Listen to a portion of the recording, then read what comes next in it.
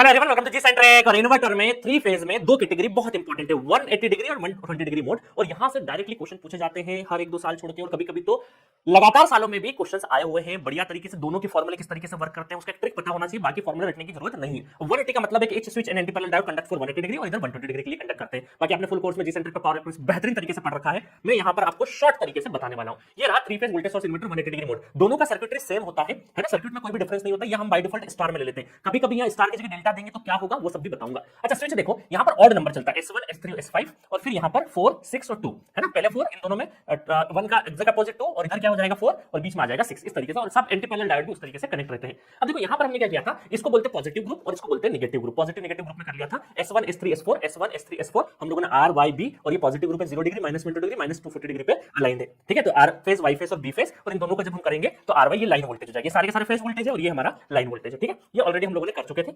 अब देखो यहाँ पर मैंने आपको वेवफॉर्म बनवाया था, ठीक है, याद होगा आपको कभी कि S1 कितने देर के लिए कंडक्ट कर रहा है 2π/3, ये पूरा पाई तक 180 डिग्री तक इस स्विच S, तो ये R फेज Y फेज और B phase S1 S4 S6 S3 इस तरीके से 120 डिग्री का शिफ्ट करते हुए हम लोगों ने सारे स्विचिंग पोजीशन बनाए। और इस पहले वाले को हम लोगों ने एनालिसिस किया था 561 है ना। इसको याद रखने का तरीका भी क्या, 561 फिर 20 वाले को उठाओ 612 फिर 123 234 345 456 इस तरीके से। कौन सा पॉजिटिव कौन सा नेगेटिव करके एक खाली एक हम लोगों ने डोमेन 0 से π/3 का एनालिसिस कर लिया था, और वहां से ये मिला था हमें। इस तरीके से हम लोगों ने करके ये पता किया था कि भाई R फेस Y फेस और B फेस मैग्नीट्यूड वाइज देखो, दो अगर पॉजिटिव है तो VS/3 रहेंगे, और जो नेगेटिव होगा -2 मतलब नेट 0 हो जाएगा। इनका समेशन अगर करेंगे तो 0 आ जाना चाहिए। तो पॉजिटिव में अगर VS/3 है तो एक पॉजिटिव और इसको सपोर्ट करेगा VS/2 को, और अगला वाला नेगेटिव। सिमिलरली इसका उल्टा होगा कि -VS/3 हुआ तो एक और -VS/3, बट ये 2 + 2 VS/3 हो जाएगा ताकि नेट 0 मिल जाए। इस तरीके से चलने वाला है। अब यहां पर आप देखोगे ध्यान से, तो यहां पर वेवफॉर्म में एक चीज ध्यान रखना है आपको, 180 डिग्री। देखो एग्जाम के लिए क्या ध्यान रखना है, एग्जाम के लिए ध्यान रखना 180 डिग्री मोड आए तो आर फेस का वोल्टेज वेवफॉर्म कुछ इस तरीके से दिखता है, ऐसे गया ऐसे गया ऐसे गया ऐसे गया और ऐसे गया है ना। तो तीन जगह शिफ्ट होगा 60 60 60,